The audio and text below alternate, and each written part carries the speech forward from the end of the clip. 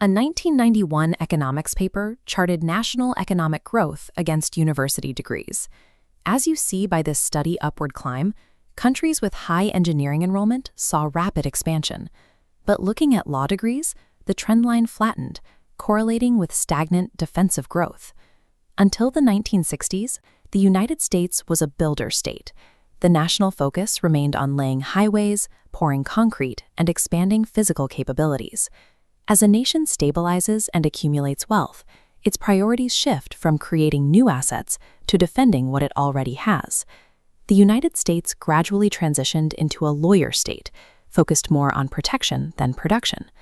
Across the Pacific, China embarked on a different experiment, handing its development over to a leadership class populated almost entirely by engineers and technocrats. This engineering mindset is wired into the state apparatus like an integrated circuit, optimized for physical construction and manufacturing output across generations. These deep institutional trajectories, American legal defense and Chinese engineering offense, carry enough momentum that they are nearly impossible to reverse in the short term. Running an entire society like a mathematical equation produces a unique set of consequences, ranging from awe-inspiring infrastructure to humanitarian catastrophe. Look at Guizhou.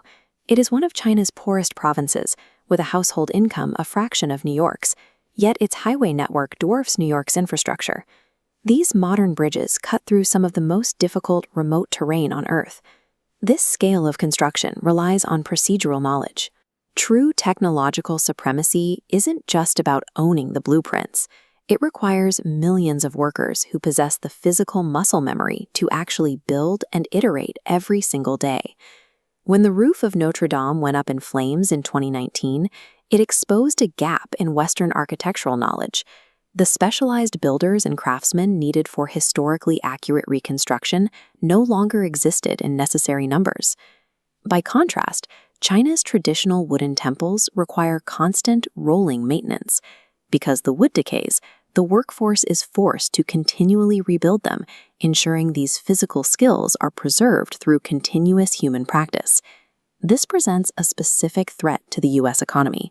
While much of the Chinese economy may be inefficient, the top 5% of their technical workforce is a peerless force, capable of outbuilding any global rival.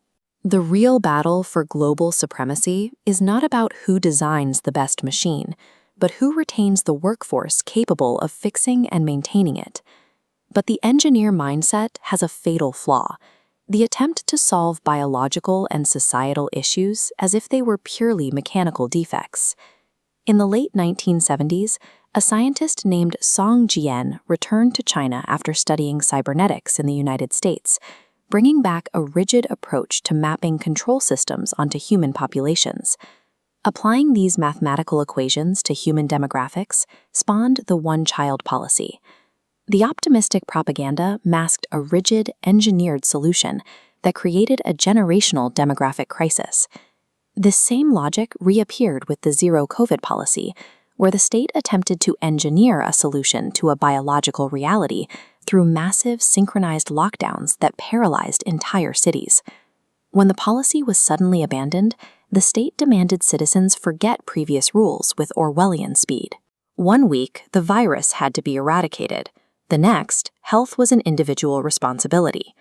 Engineering can build unbreakable bridges, but applying strict technical blueprints to messy human societies ultimately guarantees a catastrophe. Even the most brilliant engineering workforce cannot overcome a fundamentally flawed political operating system. Despite its authoritarian structure, China relies heavily on hidden indirect taxes. It is a hesitation typical of democracies that are afraid of angering voters, making for an ironic fiscal reality. The most unpredictable variable is the total consolidation of power under one leader, a move that inherently breeds corruption and creates systemic inefficiencies. You can flawlessly engineer physical infrastructure, but a state cannot mathematically calculate or mandate global respect. Dan Wang, the author and a Chinese-American observer, analyzes this rivalry neutrally, noting that both systems have distinct strengths and deep-seated risks. China maintains a strategic advantage by officially identifying as a forever developing nation, a mindset that keeps the state focused on growth rather than preservation. For the United States to survive this rivalry, the government must slash bureaucratic procedure, not just budgets. America must empower its engineers to build the future again before its lawyers regulate that future out of existence.